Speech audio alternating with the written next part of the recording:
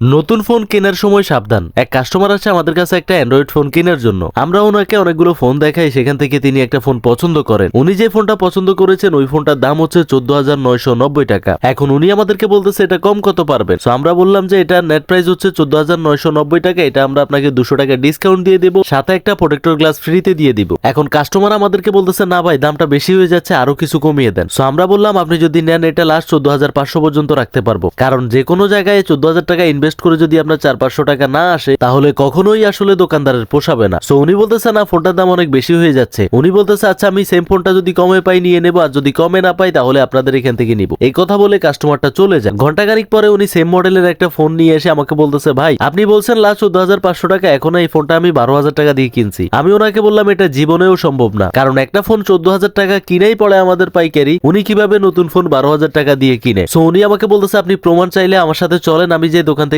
কিনছি ওখানে গিয়ে আপনাদেরকে দেখাবো। সো পরবর্তীতে কাস্টমারের হাত থেকে ফোনটা নিয়ে ফোনের অ্যাক্টিভেশন যখন চেক করি, দেখতেছি আজ থেকে 6 মাস আগেই এই ফোনটা অ্যাক্টিভেশন হয়ে গেছে, মানে অলরেডি এই ফোনটাতে 6 মাসের ওয়ারেন্টি শেষ। এখন কাস্টমার আমাকে বলতেছে এটাতে কি সমস্যা। আমি বললাম না এটাতে কোনো সমস্যা নাই, ফোন ভালো, তবে এই ফোনটাতে ওয়ারেন্টি আগে থেকেই চালু। কেউ হয়তো ফোনটা কোনো কারণে কিনছে, পরবর্তীতে ঝামেলায় পড়ে আবার দোকানদারকে রিটার্ন করে দিছে, এই ধরনের সমস্যাও হইতে পারে, বা কোনো কারণে ফোনটা চালু করা হয়েছে কিন্তু চালু করার পরে আর বিক্রি হয় নাই, ফোনটা আবার বন্ধ করে আগের মতো ফুল বক্স করে ফেলেছে। এখন এই ধরনের ফোন কিনলে সমস্যা হয় বেশিরভাগ ক্ষেত্রে ফোনে ধরুন 6 মাস বা 2 মাস পরে কোনো সমস্যা হইলো, আপনি যখন ফোনটা নিয়ে কাস্টমার কেয়ারে যাবেন এবং সেখানে যাওয়ার পর ওরা বলবে যে এই ফোনটার ওয়ারেন্টি আগে থেকেই চালু, এটাতে আর কোনো ওয়ারেন্টি নাই, তখন আপনি পড়বেন ঝামেলায়। এখন আপনি এত টাকা দিয়ে ফোন কিনে যদি ওয়ারেন্টি না পান তখন আপনার মেজাজ হয়ে যাবে খারাপ। তাই যে কোনো দোকান থেকে ফোন কেনার আগে অবশ্যই দোকানদারকে জিজ্ঞেস করে নেবেন যে এটা অ্যাক্টিভ ফোন কিনা।